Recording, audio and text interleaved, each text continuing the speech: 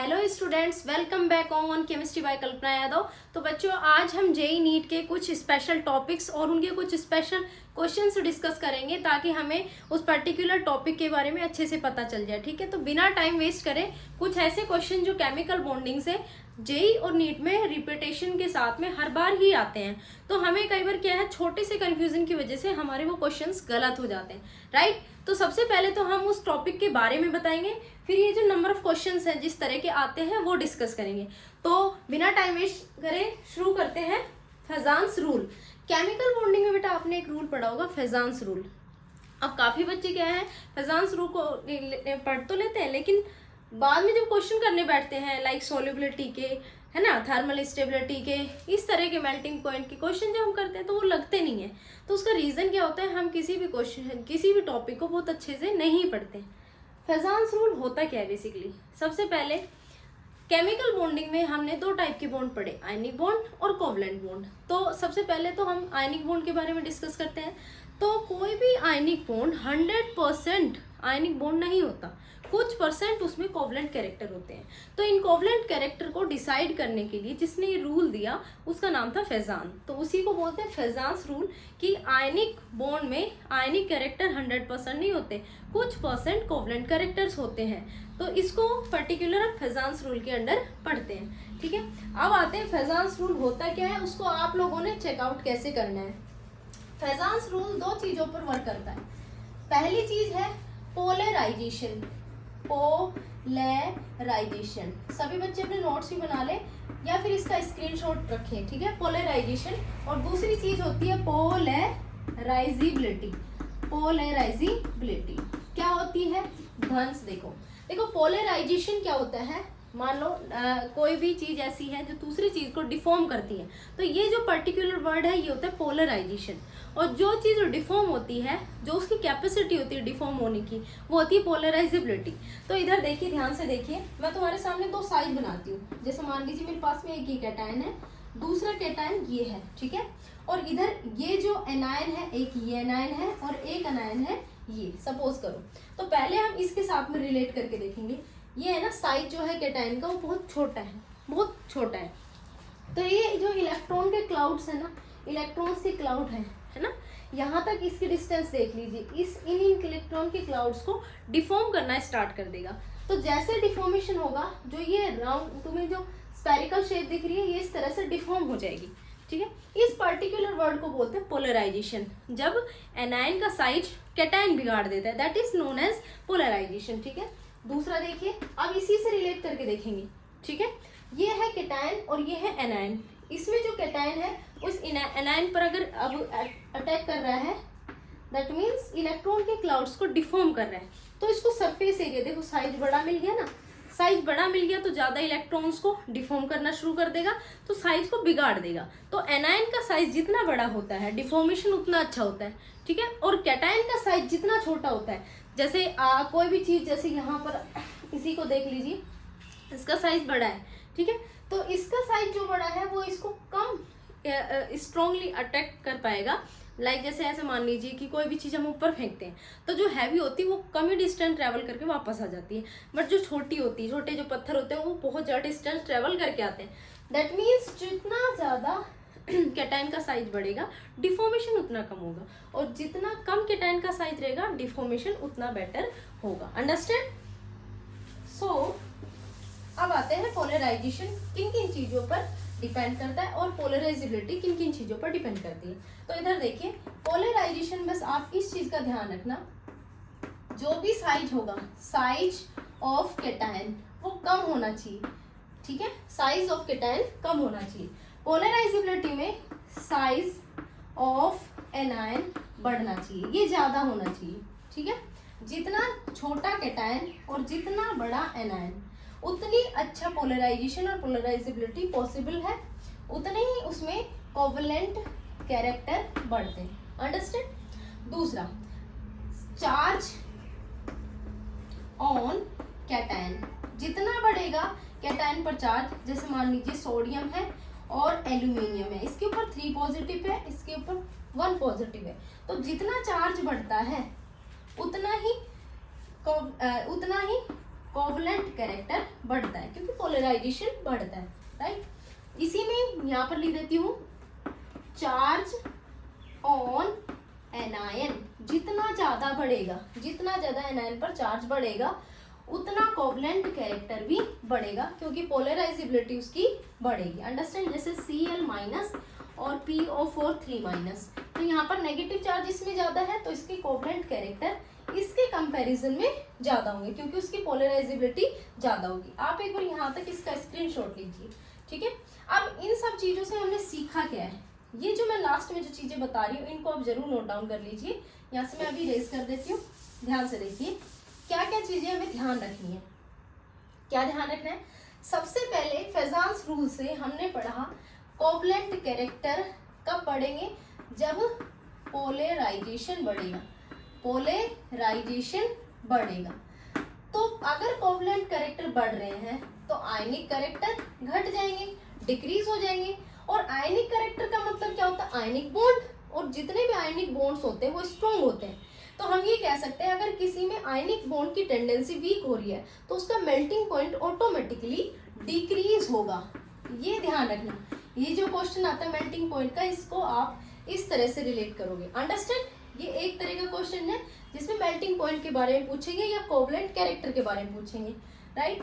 दूसरा जो क्वेश्चन है वो पूछते हैं थर्मल स्टेबिलिटी से। थर्मल स्टेबिलिटी देखो, जिसके वर्ड में ही आ रहा है स्टेबिलिटी, दैट मीन्स वो स्टेबल तो होना चाहता है। थर्मली स्टेबल का मतलब क्या है, जैसे मान लो एक ये डिस्टेंस है और एक डिस्टेंस ये है, दिखने से ही पता चल रहा है कि इसकी जो बॉन्ड लेंथ है वो ज्यादा है और इसकी जो बॉन्ड लेंथ है वो कम है। हाइड्रोजन क्लोरीन बीच में बॉन्ड लेंथ ज्यादा है, तो जब भी किसी के बीच में डिस्टेंस ज्यादा होता है उसमें हम विद्रोह पैदा करा सकते हैं। जैसे मान लो कोई दो दोस्त हैं, दूर रहते हैं तो उसमें लड़ाई होने के चांस बढ़ते हैं, लेकिन डेली स्कूल आते हैं तो उनकी लड़ाई होने के चांस कम होते हैं। दैट मीन्स बॉन्ड डिफॉर्मेशन इसमें इजीली हो जाएगा, इसमें इजीली नहीं हो पाएगा। अंडरस्टैंड, इतना समझ में आया, वेरी गुड। तो कहने का मतलब क्या है, थर्मल स्टेबिलिटी हमेशा इनवर्सली प्रोपोर्शनल टू होती है किसके, पोलराइजेशन के। किसकी होती है, पोलराइजेशन की। बस ये चीज ध्यान रखना। अब पोलराइजेशन जिन चीजों पर डिपेंड करता है, जैसे पोलराइजेशन कोवलेंट कैरेक्टर को बढ़ाता है, तो बस ये चेकआउट करना है आपने कि कहीं ऐसा है कि पोलराइजेशन घट रहा है या बढ़ रहा है, बस ये देखना, ठीक है। थर्ड, अगर कोई ऐसा केस आ जाए जिसमें एसिडिक और बेसिक कैरेक्टर पूछते हैं, तो हमेशा ध्यान रखना जब भी कोवलेंट कैरेक्टर बढ़ते हैं तो एसिडिक कैरेक्टर भी बढ़ता है, एसिडिक कैरेक्टर भी बढ़ता है, लेकिन उसका बेसिक कैरेक्टर घटता है। अब छोटी सी मैं आपको हिंट देना चाहूंगी, जब भी आपको कोई एसिड और बेस वाले क्वेश्चंस मिलते हैं तो उसमें हमेशा ऑक्सीडेशन नंबर पहले सॉल्व कर लो। ऑक्सीडेशन नंबर बढ़ता है यानी कि ऑक्सीडेशन स्टेट बढ़ती है तो एसिडिक स्ट्रेंथ भी बढ़ती है। अंडरस्टैंड। और अगर ऑक्सीडेशन स्टेट जो है बेसिक कैरेक्टर जो है डिक्रीज होते हैं, both are inversely proportional to each other, ठीक है। तो अगर बेसिक कैरेक्टर को घटाना है तो ऑक्सीडेशन नंबर को भी घटाना होगा, ठीक है। बिल्कुल एक दूसरे के उल्टे होते हैं, ठीक है। तो मैंने यहाँ पर आपको तीनों जो टाइप हैं उनके क्वेश्चन दिए हुए हैं, खुद से ट्राई करो, फिर मैं एक एक करके सॉल्व करवाती हूँ। इसका आप स्क्रीनशॉट ले सकते हो। तीनों टाइप से हमारे क्वेश्चंस आते हैं, melting point, acidic, basic strength and solubility as well as melting point, ठीक है। इसको मैं इरेज कर देती हूँ। चलो सबसे पहले क्वेश्चन लगाते हैं, क्वेश्चन नंबर 1। ध्यान से देखो, कंपेयर करवा रहा है increasing order of melting point. तो अभी मैंने आप लोगों को बताया यहाँ पर जो चीज कॉमन है उसको छोड़ दीजिए, सोडियम कॉमन है, कैटायन कॉमन है, लेकिन एनायन चेंजेबल है। जैसे ये फ्लोरीन है, ये क्लोरीन है, तो जैसे जैसे हम अप टू डाउन आते हैं, फ्लोरीन, क्लोरीन, ब्रोमीन, आयोडीन, नीचे की तरफ आते हैं तो क्या बढ़ता है, साइज ऑफ एनायन। और जब साइज ऑफ एनायन बढ़ती है तो क्या बढ़ती है, पोलराइजेबिलिटी भी बढ़ती है। जहां पोलराइजेबिलिटी बढ़ती है वहां पर कोवलेंट कैरेक्टर भी बढ़ता है, ठीक है। जहां कोवलेंट कैरेक्टर बढ़ता है वहां मेल्टिंग पॉइंट जो है घट जाता है, बस ये ध्यान रखिए। अब इसमें पूछा है increasing order of melting point.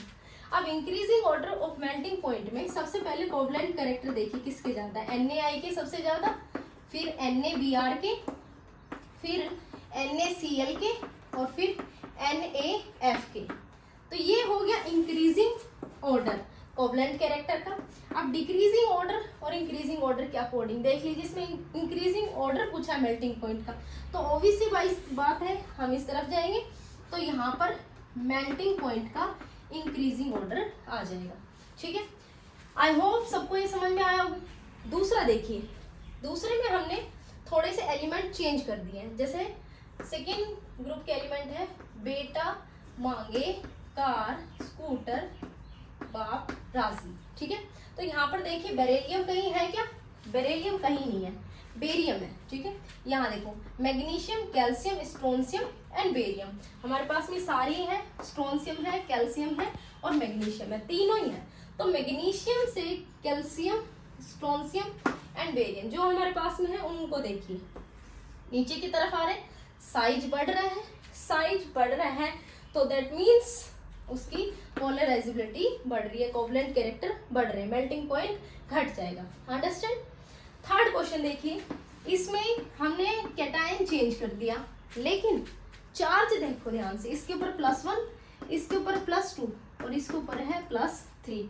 और मैंने आप लोगों को बताया है जब भी कैटायन का चार्ज बढ़ता है कोवलेंट कैरेक्टर बढ़ता है और मेल्टिंग पॉइंट कैरेक्टर घट जाता है। ठीक है, तो इसका अगर आप इंक्रीजिंग लिख रहे हो तो कोवलेंट कैरेक्टर इसके ज्यादा है, मेल्टिंग पॉइंट इसका ज्यादा है। अंडरस्टैंड।